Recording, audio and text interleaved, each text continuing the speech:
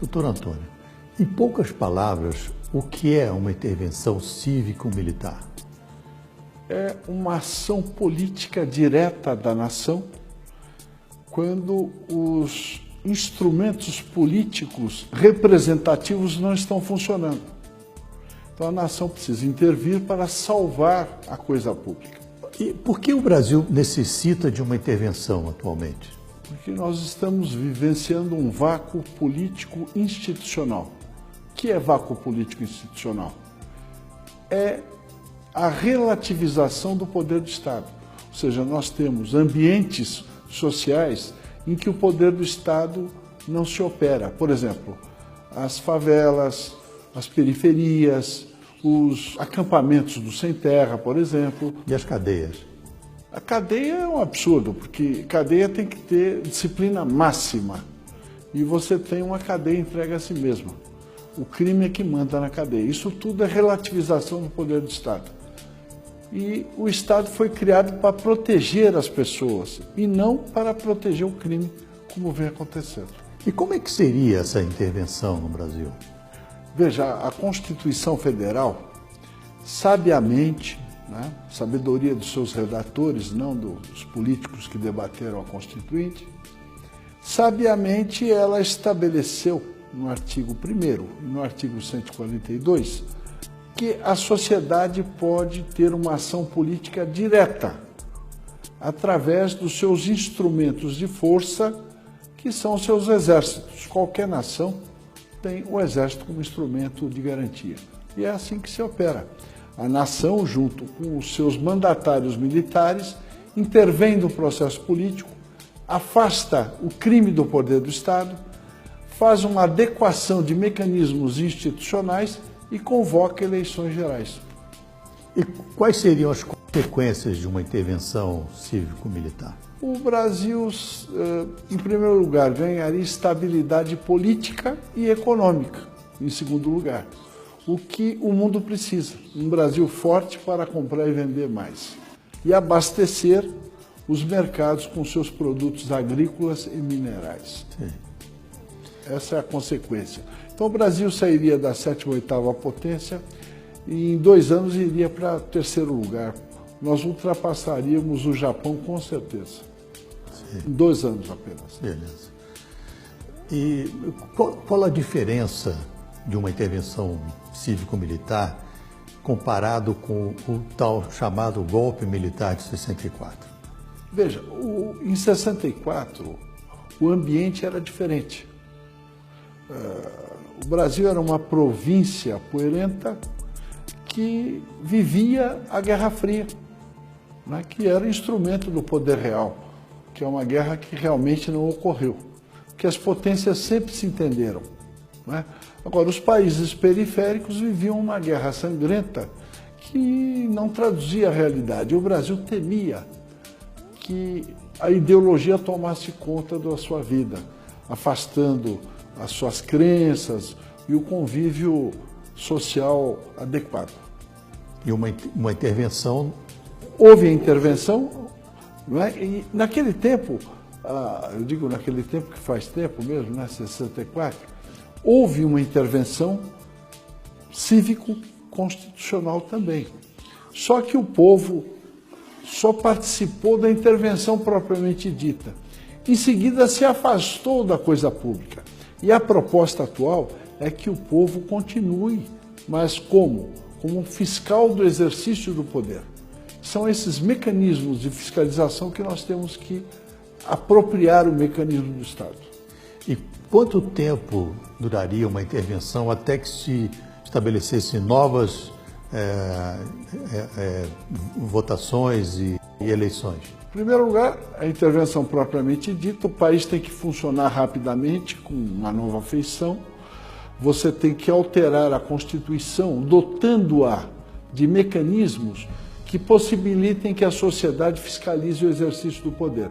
Por exemplo, corregedorias compostas por cidadãos, ampliar a competência do Tribunal do Júri para que os políticos sejam julgados pela sociedade. Então, feito isso, você tem que adequar o mundo partidário para afastar o crime desse mundo também. Quando você saneia a coisa pública, você tem que aprimorar os mecanismos de escolha, ou seja, o processo eleitoral propriamente dito, que é um mecanismo de escolha. Você tem que garantir, em primeiro lugar, o quê? A liberdade de escolha do cidadão. Feito isso, você pode convocar as eleições, a partir das eleições municipais, depois das estaduais e, por fim, a eleição presidencial. E quais são os aspectos benéficos a longo prazo? A longo prazo, o Brasil assume o seu papel de potência internacional. Porque existem potências naturais. Quais são as potências naturais? Estados Unidos, Índia, China, Rússia e Brasil. Por que eles são potências naturais? Porque eles têm recursos minerais, território e população. Só o Brasil que não exerce a sua condição de potência, porque a Índia é uma potência regional, tem até bomba atômica, não é verdade? Agora, o Brasil, a China também exerce, apesar de ultra populosa, ela exerce o seu poder também.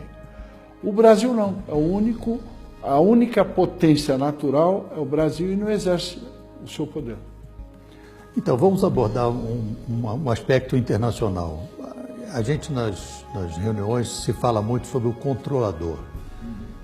Para nós, que já lidamos com esse assunto, já está mais claro, mas para que as nossas plateias, os nossos ouvintes entendessem melhor, o que é o controlador?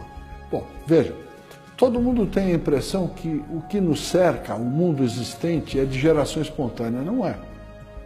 Tudo o que existe foi construído por alguém antes de nós. Então, sempre existiu uma ordem mundial que estabelecia o funcionamento dos países, do mundo, as relações comerciais, não é? A segurança das pessoas. E toda ordem pressupõe comando. Então, sempre existiu um comando das potências mundiais. O Império Romano tinha seu controle sobre as províncias e o Império Britânico continua tendo. Eu digo Império Britânico, soa algo meio antigo, mas não é. O Império Britânico continua exercendo o seu poder plenamente. Ele só deixou de ser colonizador direto. Ele exerce o poder sobre a técnica de governo indireto. Quem manda no mundo são as monarquias europeias no poder. O controlador financeiro, o controller financeiro das potências monárquicas europeias é o Banco Rothschild & Sons, que controla a economia e a política mundiais através do sistema financeiro internacional. Ele verticaliza a produção de minérios, por exemplo. A General Electric ela não vende turbina, ela vende minério com valor agregado na turbina, que são milhares de vezes o valor do minério. Então, é um sistema verticalizado que garante o poder das monarquias europeias. E isso tem um efeito deletério no Brasil? Sim, não, é deletério no mundo. Só para exemplificar, o Fed, que é o Banco Central americano, não é um organismo estatal, é um banco, é um pool de bancos coordenados pelo Rothschild & Sons. Quer dizer, até o meio circulante do dólar é controlado pelo Banco Rothschild. E no Brasil, quem são os seguidores do... A classe política, porque você tem o controlador, os agentes conscientes e os idiotas que acham que sabem alguma coisa, que são os agentes inconscientes, aquele tipo, eu sou da paz, sou pelo desarmamento e o problema indígena. Então, a classe política são os agentes conscientes do controlador. Eles são os gerentes das determinações internacionais que submetem o Brasil à escravidão. Certo. Todos os políticos. Todos. Todos. Na sua opinião, quando o presidente Trump assumir, e caso haja uma intervenção cívico-militar aqui, qual que você acha que seria a posição dele em relação a isso? Veja, o mundo precisa de um Brasil estável política e economicamente. Por quê? Porque se você aumentar a renda através de uma estabilidade política e econômica, você aumenta o comércio internacional 5 vezes. Isso vai garantir estabilidade política e econômica na Europa, nos Estados Unidos e garantir a segurança alimentar da Ásia. Então, só o Brasil é que pode fazer isso, porque um Brasil estável, ele puxa para o mercado de consumo 400 milhões de latino-americanos, que é um mercado considerável, que tem a vantagem de não pressionar as fontes produtivas de alimentos, que aqui nós produzimos alimentos, e commodities minerais, porque nós produzimos as commodities. Então não vai haver uma pressão sobre o preço das commodities. Agora, o Trump foi uma reação do povo americano contra o controlador. Por quê? Porque o Fed manda nas finanças americanas. E quem manda no Fed é o controlador. Então, nessa medida, os Estados Unidos, quando elegeram o Trump, eles estão procurando a autodeterminação. Lá foi possível pelo processo de escolha eleitoral, porque o processo é adequado. Agora, o nosso processo de escolha, nosso mecanismo de escolha eleitoral é inadequado, é só para o crime ganhar. Então, é impossível você autodeterminar o Brasil através do processo político partidário. É por isso que nós temos que intervir nesse processo e garantir que o Brasil seja uma potência a curto prazo. Eu sei que o assunto nióbio é muito extenso, mas se a gente fizesse um resumo do qual seria a vantagem de uma intervenção militar na questão do nióbio. Bom, o nióbio é um dos principais minérios do mundo moderno, não é verdade? Mas o Brasil produz outros minérios, tem reservas minerais estratégicas de praticamente todos os minérios dos quais o primeiro mundo é dependente. Chega até a 100%. Nióbio, o primeiro mundo todo é dependente 100%. E outros minérios também, terras raras. De sorte que o Brasil perde por dia em contrabando e subfaturamento de exportações de minérios estratégicos, $1 bilhão por dia. Caramba. Né? Só em nióbio nós perdemos $100 bilhões por ano. Só para fazer uma comparação, o ano passado a União arrecadou em imposto de renda à pessoa física, descontado na fonte, 139 bilhões de reais. Só em nióbio nós perdemos $100 bilhões, o equivalente a quase 3 vezes o que ele arrecada com o imposto de renda.